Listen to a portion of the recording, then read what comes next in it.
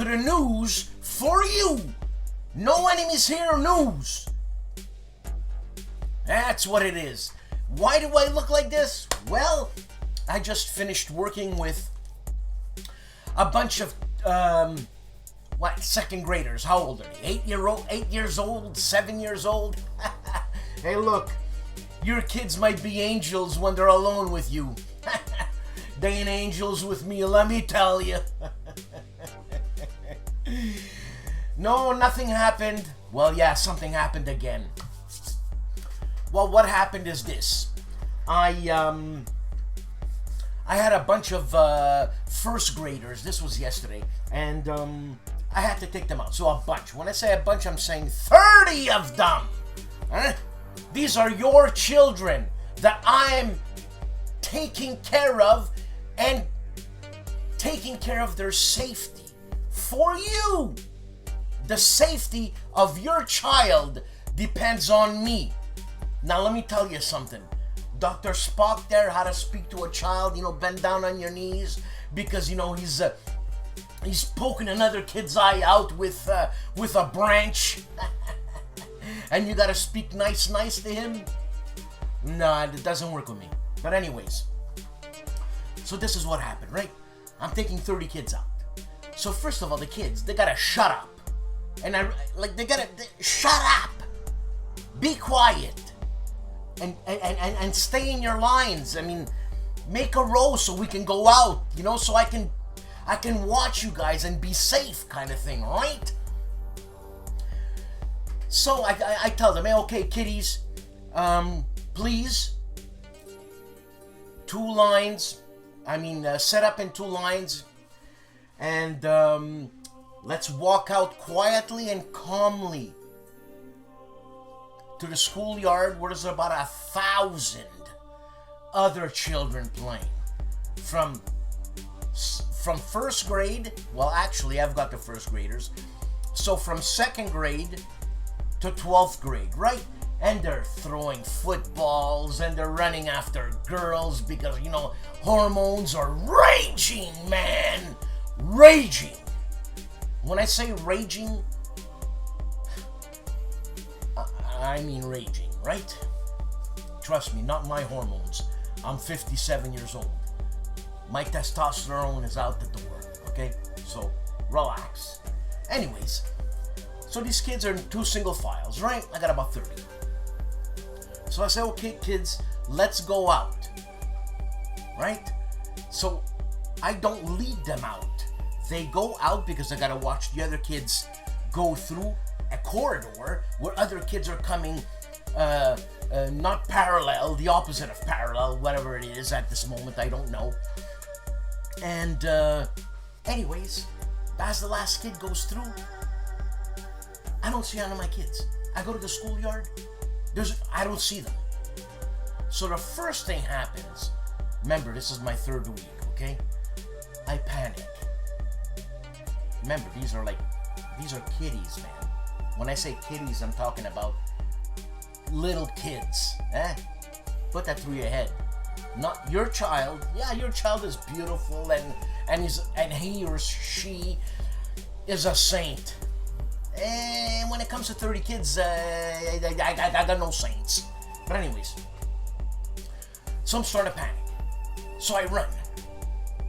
I run to the school. I run to the park because we got huge grounds, right? And they're in the soccer field. Next to the soccer field is another soccer field. Next to that soccer field is a football field. You understand what I'm trying to say? How big this is?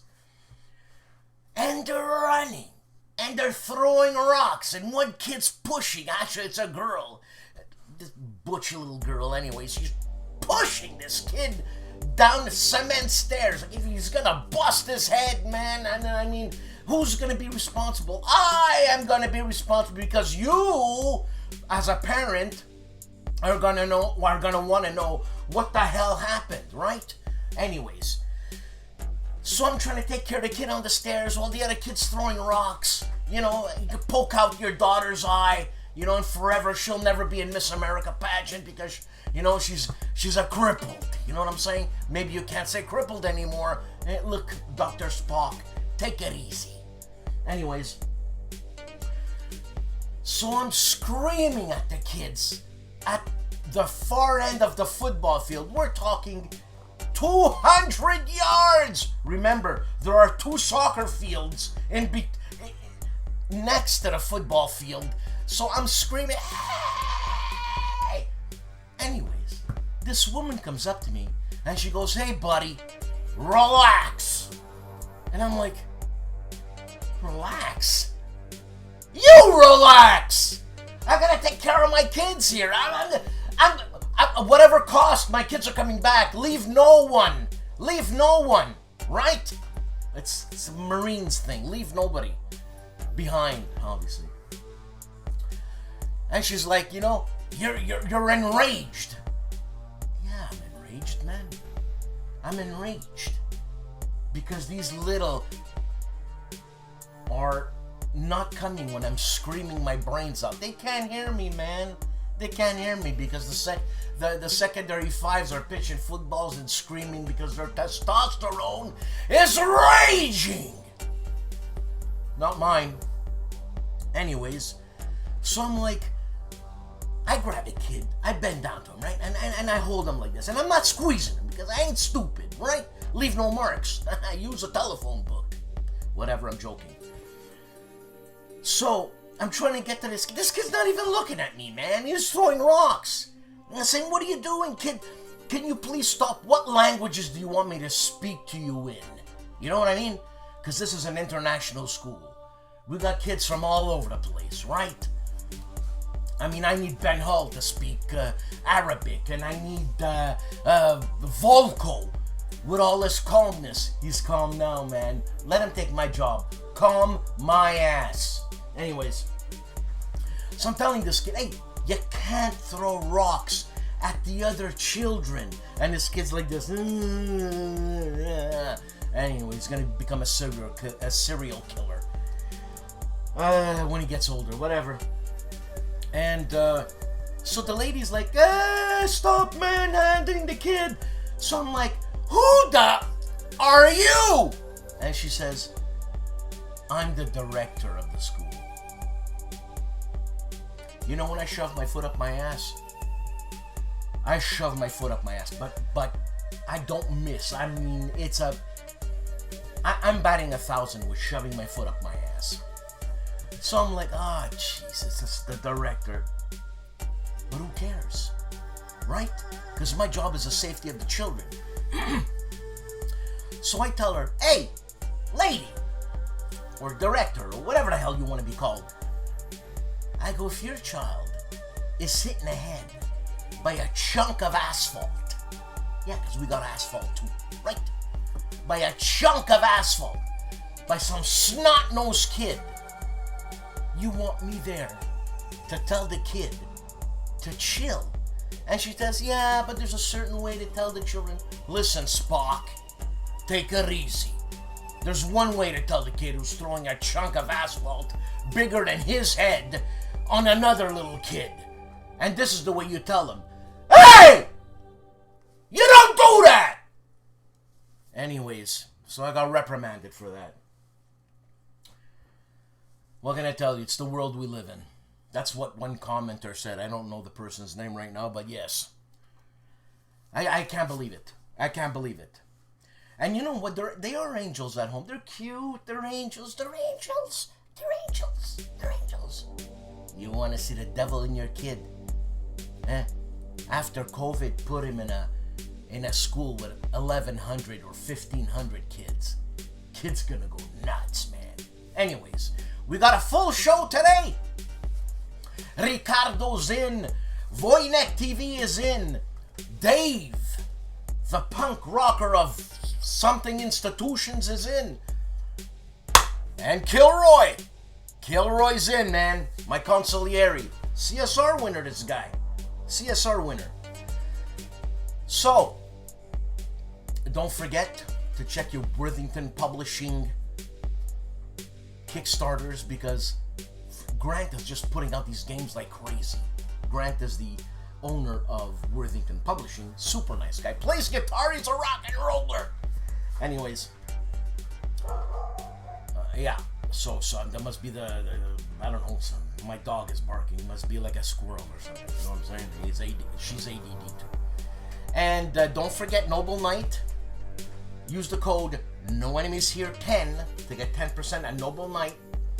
And it's safe to say that they are the biggest retailer of war games online. And obviously, if you live next to Noble Knight, and I don't know where they are, I should know where they are. They got a brick and mortar place, and all their games are displayed there. So you're lucky if you live next to that.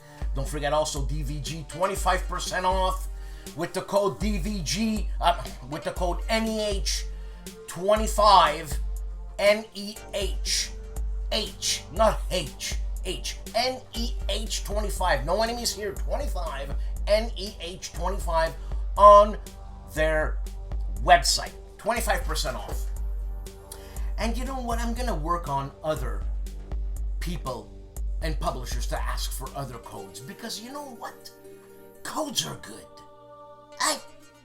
Codes are good. Look, have a good show.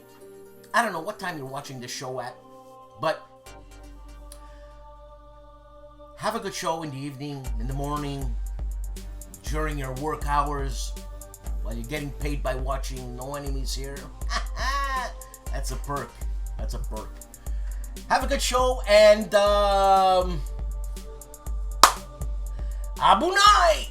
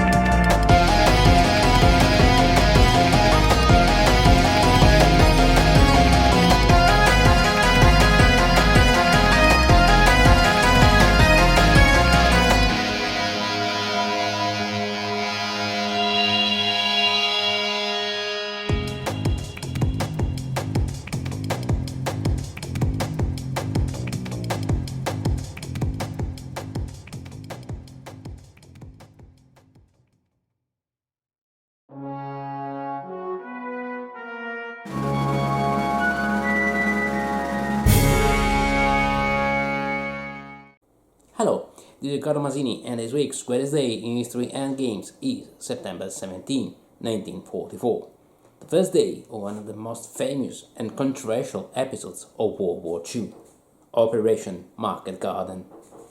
September 1944.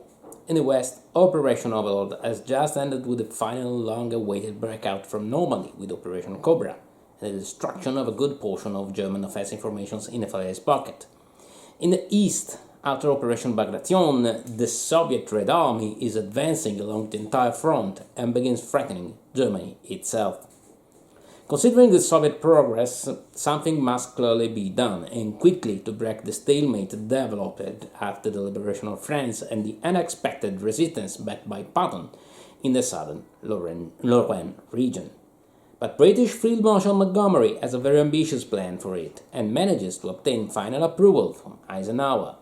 A narrow front advance in still occupied Holland, aimed directly against the industrial Ruhr area, a thrust to the very heart of German war production, possibly a fatal blow to Hitler, and maybe, just maybe, a precious opportunity to really end the war before Christmas 1944. The key to the success of this stunning attack in depth is a series of British along various canals and rivers in the Netherlands leading to the Ruhr, to be rapidly seized by airborne US and Commonwealth formations up to the last and vital bridge situated in the town of Arnhem. This will be Operation Market. Simultaneously, an armored column composed of British 30th Corps would advance on the main highway connecting those bridges, relieving one by one each of the airborne units and opening a path for supplies and reinforcements vital for consolidating the previously taken positions. This will be Operation Garden. As grandiose as this plan might sound, most of us will know very well that Market Garden is not remembered as a great Allied ride to glory, but as one of the most unmitigated disasters of the entire conflict. The reasons for that are many. Underestimation of the German resistance along the advance route, unrecognized presence of Wehrmacht and SS armored formations in what was considered a rest area, lack of coordination between the airdrops and the armored advance, faults in tactics and equipment, and so on. And a mere fact, remembered by Ian Kershaw in his fundamental essay, It Never Snows in September, that the Germans' improvised Kampfgruppen was flexible and effective enough to stop the Allies and simply win the battle. What is beyond any possible doubt, however, is the valor of all units involved, especially the British and Polish paratroopers engaged in the vicious enemy urban actions against overwhelming German forces and without any supply for days. In the end, even those elite units had to surrender and or withdraw, somehow rejoining the Allied main contingent. Arnhem was once again firmly in German hands and the front stabilized. This time the game I have chosen is, well, as problematic as the campaign itself. Arnhem, a folio game from Decision Games. I know. Arnhem was one of the best SPI quad games, and Decision ruined it in the new folio reprint with no supply, unlimited range file support, questionable order of battle. But here came Bog and Geek user Tom Krenicki, that on the BGG file section for the game uploaded a very interesting user vision addressing all those concerns. File support now is range dependent, the OOB is thoroughly researched, the victory conditions have been retweaked, and voila!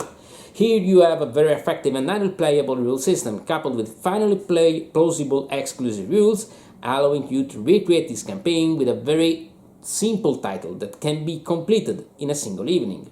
And believe me, with these revisions, DG Folio Arnhem works surprisingly well, even from an historic point of view, for such a simple simulation. Also, if you really don't like the DG file support mechanics, our friend Tom provided us with the on-the-map artillery counters that you can print and use, recreating a modern version of the SPI Classic. That is the strength of a community coupled with modern social platforms. You can get the best even out of a very attractive but controversial game with well thought of house rules and a little old school wargaming ingenuity. Bravo Tom, thank you. So that's it for this week, see you on the next battlefield. Ciao!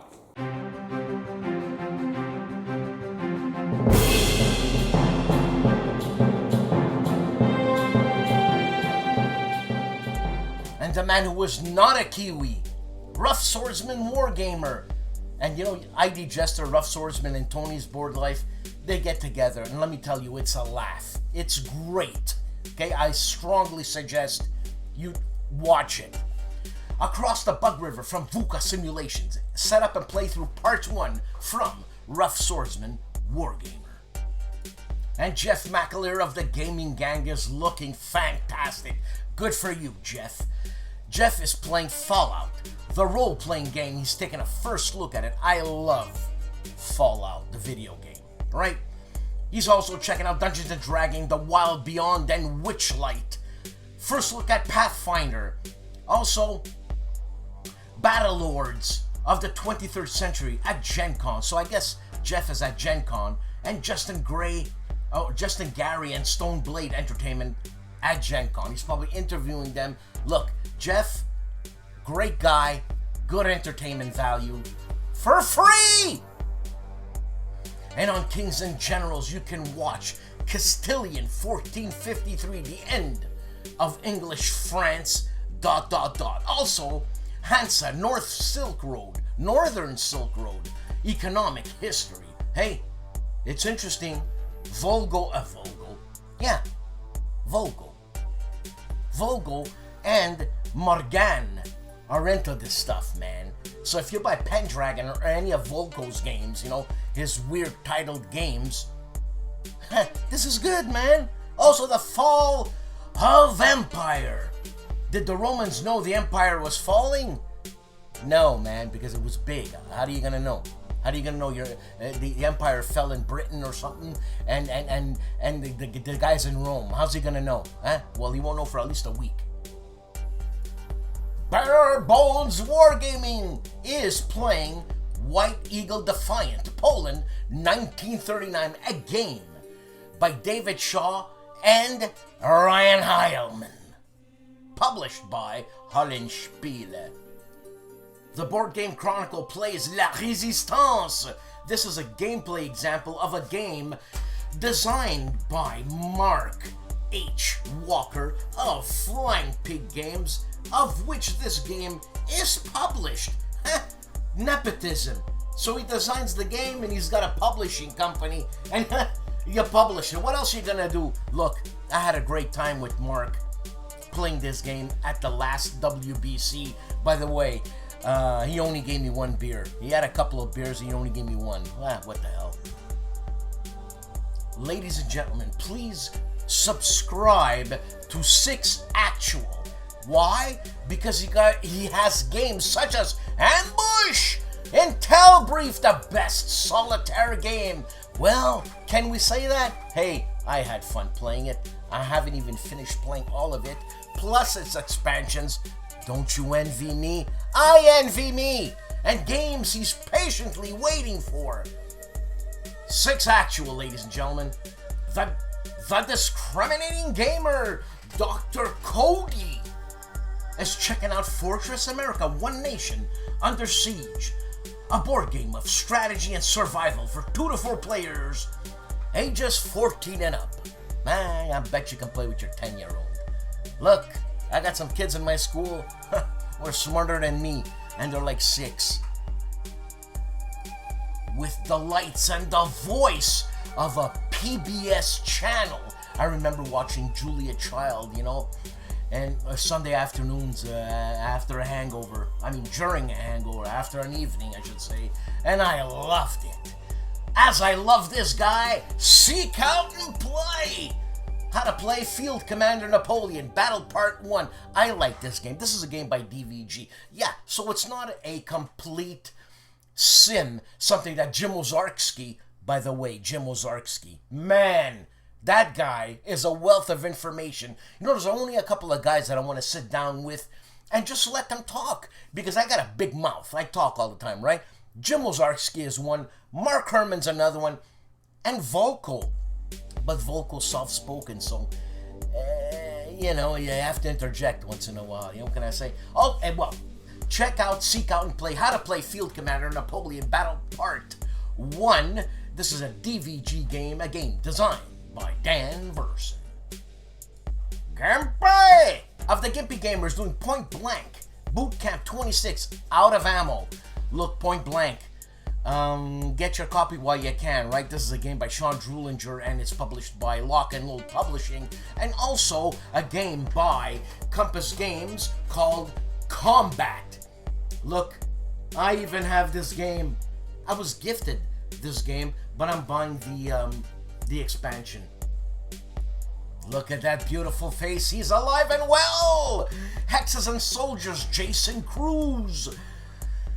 You know, it makes me think of a Rory Gallagher piece called Tattoo Lady, but he ain't a lady. Well, can I say that now? Because of all this gender stuff. I mean, who's a lady, who's... You know what I'm trying to say. All the kids want something to do. You're telling me, Jason. He is the philosopher of war games. And John Krantz of Compass Games is live with episode 65. ID Jester just got in touch with me, and Lords of Fate is a game he is designing, man! So, I'm gonna see if I can get together with him, do some sort of a video stream where we can video stream about this game, where we can get more information about this, right? Also, he's playing Talisman, 4th edition, the setup of the game, and he's got another video of the setup of the game, which is half an hour compared to an hour and a half. Boy, so, or, yeah. And the great STUKAJOE is giving us a play-by-play of the end of the CSW Con, the Consim World Con, which he has John Butterfield being interviewed, that is. Also, live stream announcement of a look at his studio. Anybody that wants to know how to do podcasts, videocasts, or whatever, STUKAJOE is giving this information for free. You understand that? Free. If not, go pay $5,000 a minute to go study at a university, right? Anyways, he's also unboxing live. Help arrives. And, again, a look at the studio. This time, a live stream. That beautiful guy, Tony of Tony's Board Life, is continuing Comancheria, a game by Joel Toppin, Part 5 and Turn 1 of the check phase of Case Green. That's all I can read right now.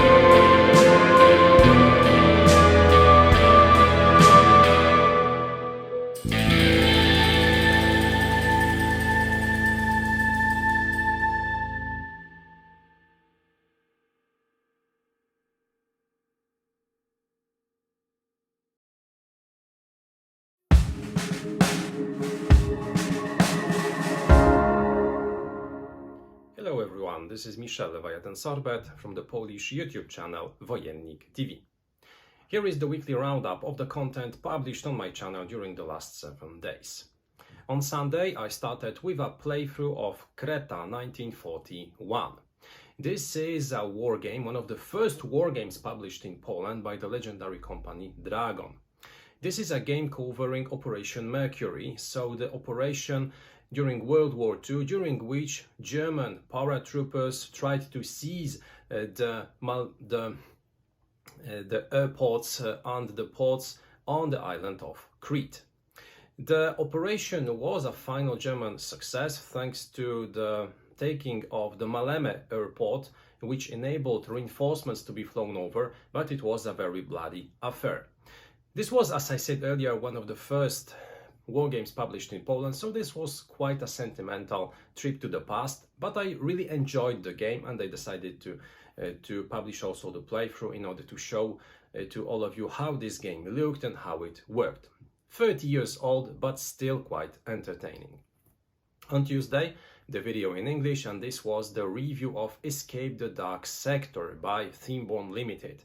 This is a continuation of the Escape the Dark series. The first game published in this series was Escape the Dark Castle, and Escape the Dark Sector is the second installment in this franchise. This is a cooperative game in which we will try to escape from a space station, trying to overcome different difficulties, fighting enemies, escaping traps, etc.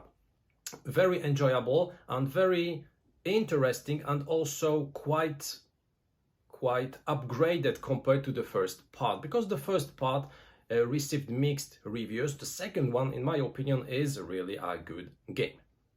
On Wednesday, the Polish unboxing, or rather the Polish unbagging, because I decided to show to my viewers the content of VoyenikTV's number 11 from 1996. So this is once more a trip to the past, and I decided to show the content of this most prestigious, most important French wargaming magazine. In 1996, in 11 issue, we had 3 games. We had Rocroi 1643, we had Thalassa, which is a system enabling us to recreate marine combat during the time of the Roman Empire, and finally Au Nom de la Loi, a third system which enables us to play small skirmishes in the Wild West. So 3 interesting games. I will be covering all 3 of them on my channel in some time. Finally, on Friday, the Polish review, and this was the review of Paranormalni Detektywi, or if you prefer, Paranormal Detectives. This is a cooperative game, but not only a cooperative game. This is a game in which one of the players will incarnate a ghost who was killed or who died in some circumstances, and the objective of all the other players is to guess how this death occurred. So who was responsible for it, what tools were used in order to kill the ghost, etc. And it's an entertaining game, although its theme is quite bizarre and might be disturbing, but still the components, the way that the stories are written is such that it enables even children to participate and to fully enjoy the game. So those were the 4 videos which I released during the last 7 days and which I published on WOJENIK TV. I wish you a terrific weekend, have a great gaming, see you next time. And Liz Davidson from Beyond Solitaire. I'm trying to have her on my channel to give an interview, but she's playing hardball. I think she wants like 15 grand. That is per half hour. And you know what I'm saying? 15 grand? I don't have enough patrons for that. As a matter of fact, ladies and gentlemen, let me take this opportunity to say that this show cost you 66 cents. Why 66 and not $1.25? Because I do interviews. That's the other 66 cents, which equals $1.20 to $1.32, which is a little bit more than $1.25. But come on, you know that's what it costs you a week to listen to me rant. And so Liz is giving away Imperium Classics. Also, Liz and Jason on misogyny in games. Yes, yes, and yes. Hex the Hex gives us a Hexy and McMurray in a video called New Stuff. And on Little Wars TV, look at these guys. These guys are serious. They're talking about epic 4-table Brandywine war game and choose your own ending. I'm assuming this is one of these, you know, you comment and you choose your own ending, but these guys are serious. Great channel.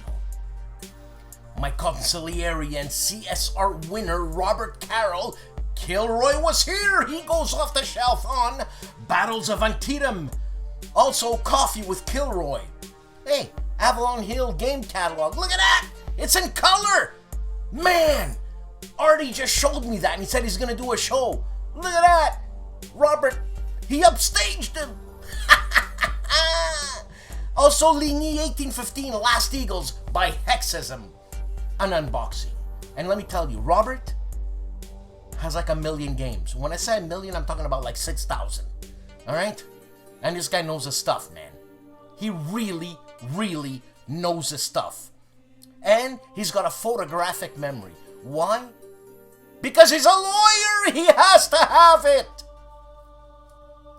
The great, and I'm gonna say the great, Jim Wozarski, PhD in two-door history. This guy, man, this guy eats books, okay? And for breakfast, he eats books. You want to sit down with Jim and you want to let him talk. This is the kind of teacher you want. He is dynamic, he is explosive, and incredibly interesting.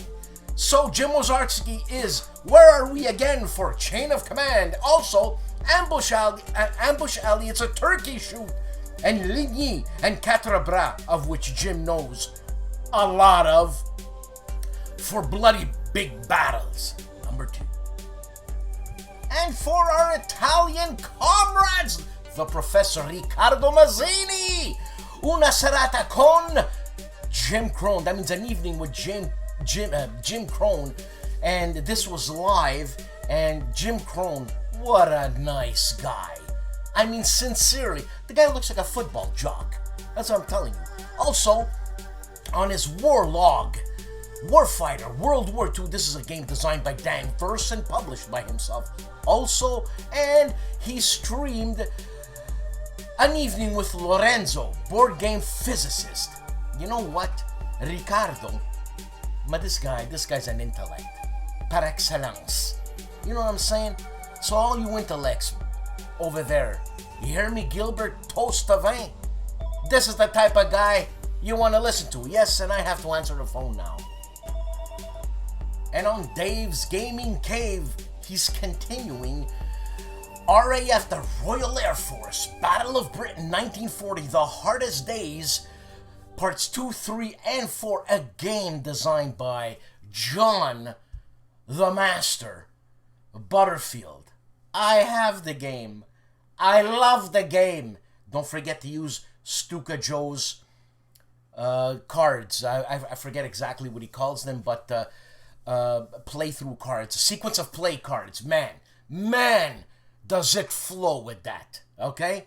Okay.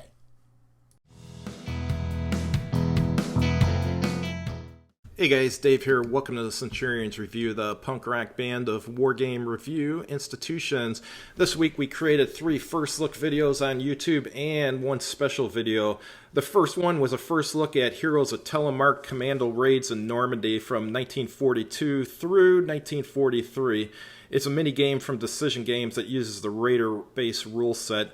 In this solitaire game, you're trying to sabotage the German effort to create an atomic bomb by going after their heavy water production in the city of Telemark.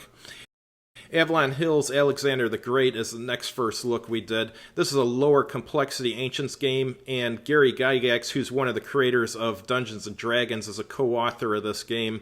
Alexander the Great features counters of different sizes and a sliding morale track that determines what combat results table you use.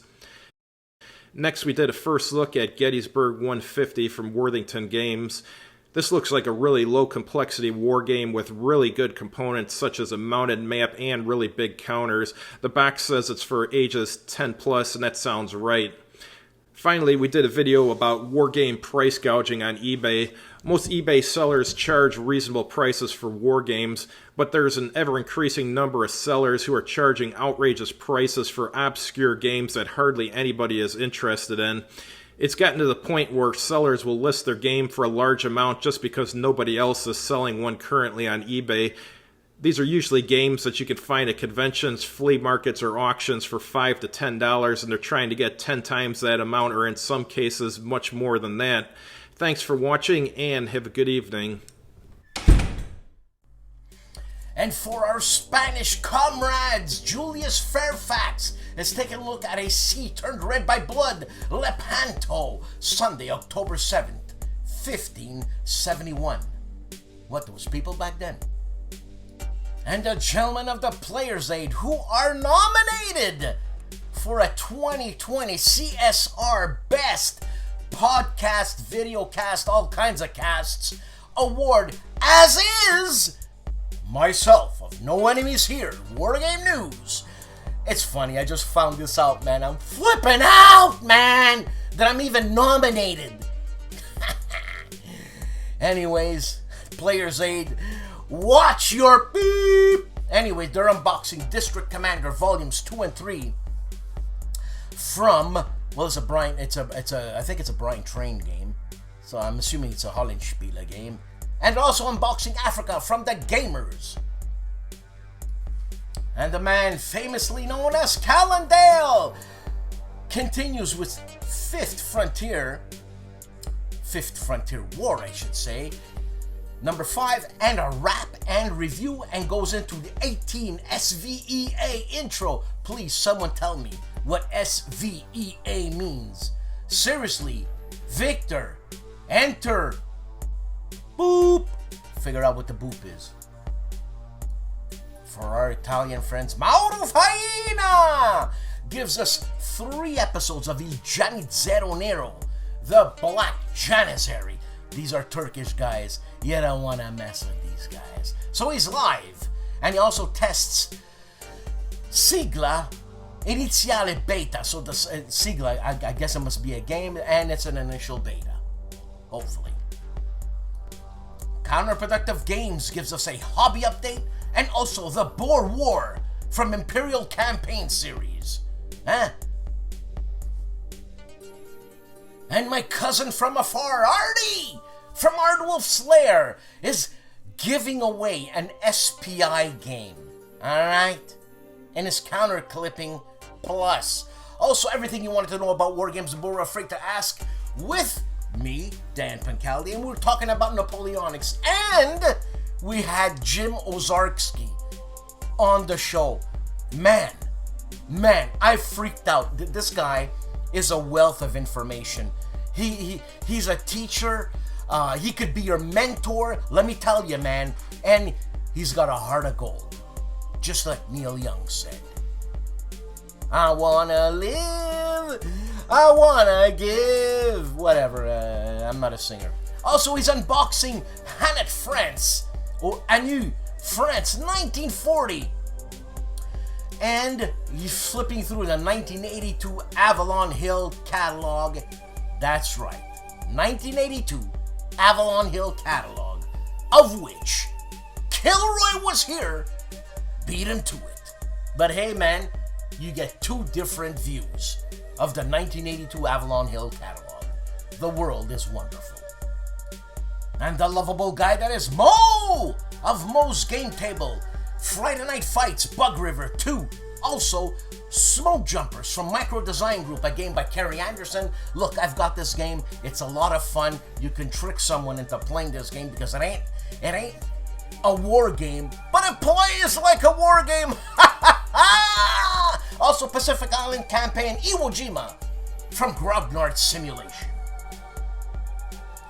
And Wayne Handsome, the cop that is Wayne Handsome of War Games. He would never steer you wrong. Why? Cause he's a cop. Yeah, you might say, cops, this. No, look at this guy's face. This guy's so cute. Look at his, he's got, you squeeze his cheeks, man. You know what I'm saying? He's like one of my kids in second grade. So on his Let's Play history, Hidden Strike American Revolution, a tutorial play. This is a game published by Worthington Publishing, designed by Morris Suckling and Dorian Richard. Look, Worthington is kicking hiney. You want to know how much hiney Worthington is kicking? Watch the CSRs, of which I am producing, but not compiling the information. The information was compiled by Tim, the president of the CSR, but I'm telling you, watch the CSRs, okay? It's streamlined, it's better, it can leap tall buildings faster than a speeding bullet, and stronger than a locomotive going whatever. And Jan Heineman of a Let's Play history. He's back. Look how many videos he's got, man. He's playing Civilization 6, also International Kriegspiel, and that's what's going on. And all these videos, a multitude of information, because Jan is another history buff professor, but in Deutsch this time, not like Ricardo in Italianish. Verstehen Sie, ja? And Stigler, Alan Dickerson, the phonetics police, and police of all things right. Stigler for details, number 17E, flat top surface combat, and bombardment. You know what, you want to learn how to play flat top? Listen to Stigler. Trust me, he's meticulous. Dad vs. Son is back on track with giving us a slew of videos. And he starts off with the Gates of Hanoi, with next war in Vietnam, and continues with that. And he starts off a combat series game, the Compass Games game. He gives us an intro and goes up to turn 6 or 7. He's wrapping it up, and he gives us news on Dad vs. Son, Season 1, Episode 2, and continues scenario number 2, turns 1 and 2 of combat. Stephen Dolges reviews Pax Romana, Solitaire, a game designed by Richard Berg, published by GMT. Wise Guy History gives us a preliminary review of A Time for Trumpets, a game by... My God, I forgot his name. Bruno Sinigalio. This is a game published by GMT, and please check out the interview I did on No Enemies Here in conversation with Bruno. What a nice guy. Okay, so he looks like, you know, like he served 150 years in jail. Hey, he's a nice guy. Also, he gives us his opinion on what he loves about the last Blitzkrieg. This is a Battalion Combat Series game, and also the cards for said game. Legendary Tactics offers us Colt Express Doc character. This has got to be some sort of 18xx game, and Doc is Doc, right? And he carries a 6-shooter. Then the strategy guide to Root, and it's Marquis the Cat. And how to beat Marquis the Cat in Root. And also he continues his Alliance for Progress card-by-card strategy on Twilight Struggle. You want to know your cards on Twilight Struggle? Watch Legendary Tactics. I remember asking Grant from the Players Aid when I met him at WBC. I love that guy. And I said, hey man, I never played Twilight Struggle. If I play a game of Twilight Struggle with you, what's gonna happen? He said he's gonna wipe my butt because he knows the cards. That's what it is, man. You know the cards, you play the game. World War II Solitaire Board Game Channel offers us soldiers in postman's uniform. He gave us an unboxing last week. Now he gives us one video on playthrough, and continues with 3 videos of USS LaFay, the ship that would not die, and an introduction to the channel. Patrick's Tactics and Tutorials gives us Command and Colors Ancients 222 Agrevaril ... Also, Hood Strikes North Scenario number 9. This is the campaign that he's playing through. And he continues with Commands and Colors Ancients with 223 7 ...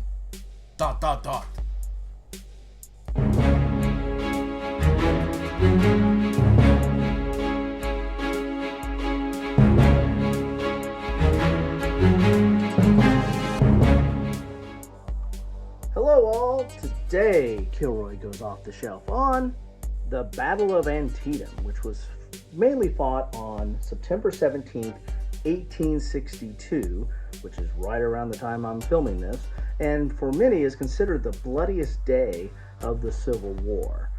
And one thing that really brought out my interest in trying to cover this for today's Kilroy Goes Off the Shelf was the American Battlefield Trust. Go look them up on YouTube.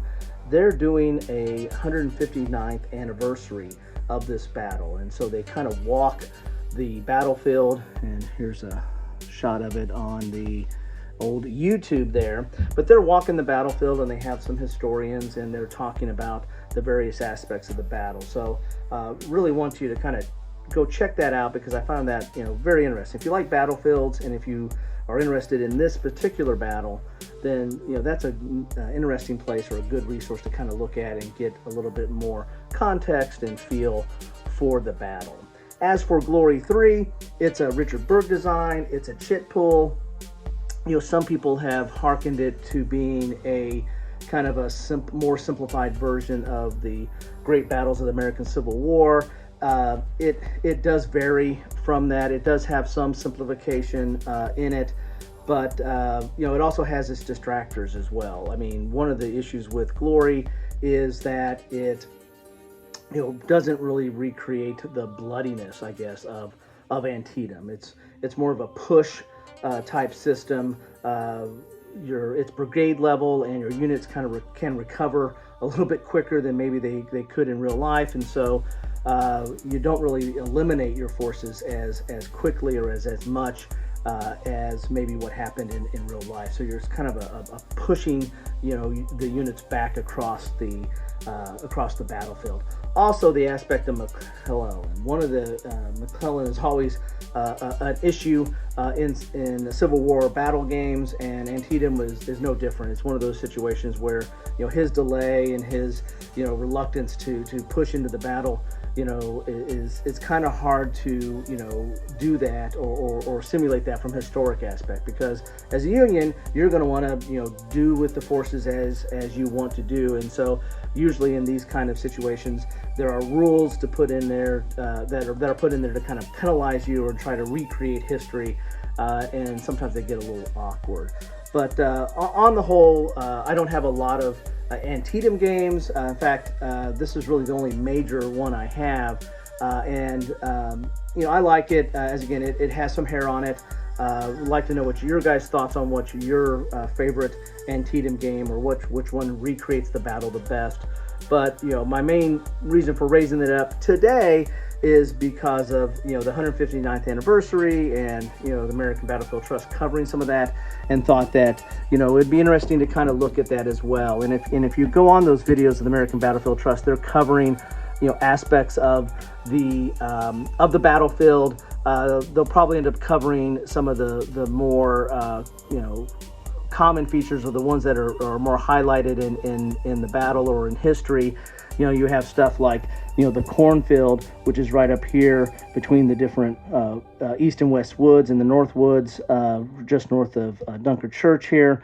Then a lot of bloody battle went on there. Also, you have the Sunken Road here, or Bloody Lane as it's known. Again, after the Union kept pushing down here and got to the Bloody Road, there was kind of another very Bloody Lane, I should say, another very contentious fight going on there.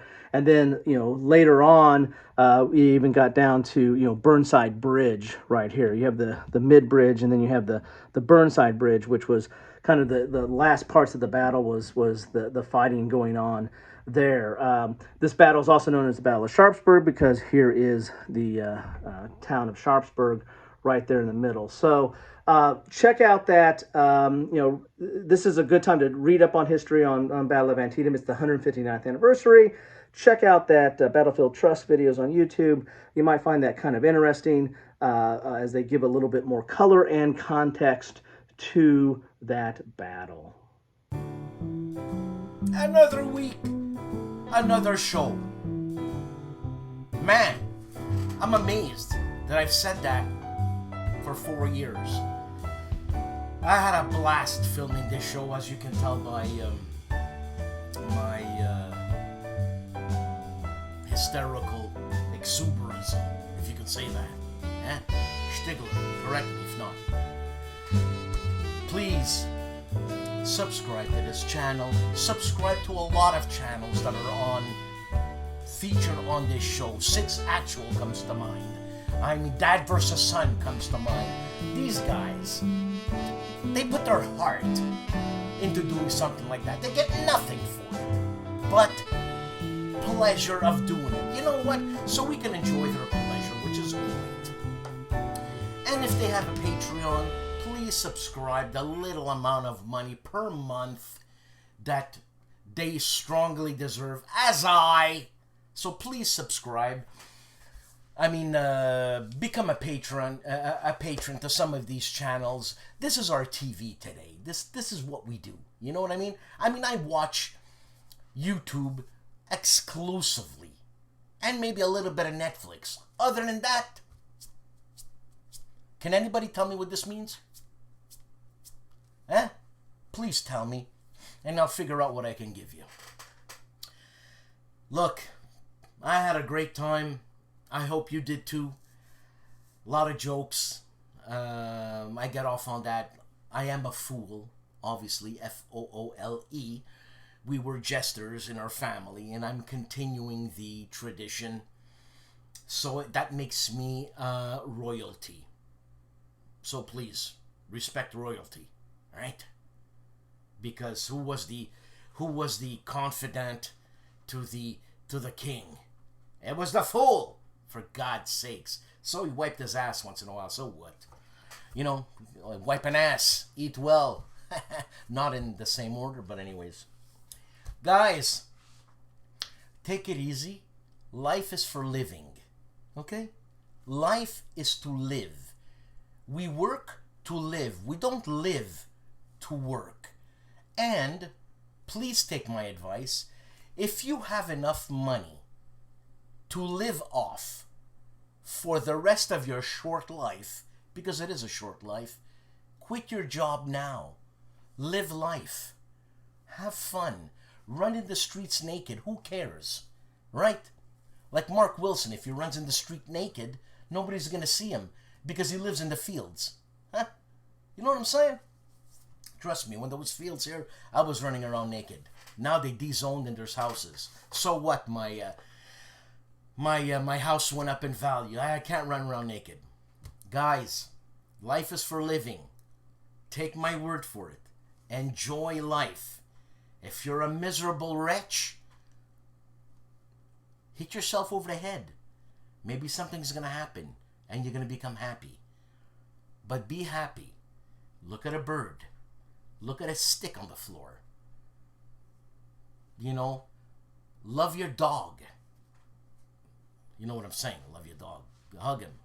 Love your dog. You could get in trouble by saying that because that's the world we live in. You know, love your pet, your cat. Buy your dog a pet. Buy your dog a pet cat or a pet iguana. Trust me, your dog's gonna love you for it. And that iguana is gonna be so well taken care of, or the cat. And the cat then is gonna scratch the dog's eyes out. Look, it's nature. Because cats are lions. So, look guys, have a good time. I mean that sincerely. If you can live off the fat, do it now. Alright? Be happy, be well, and have a great weekend.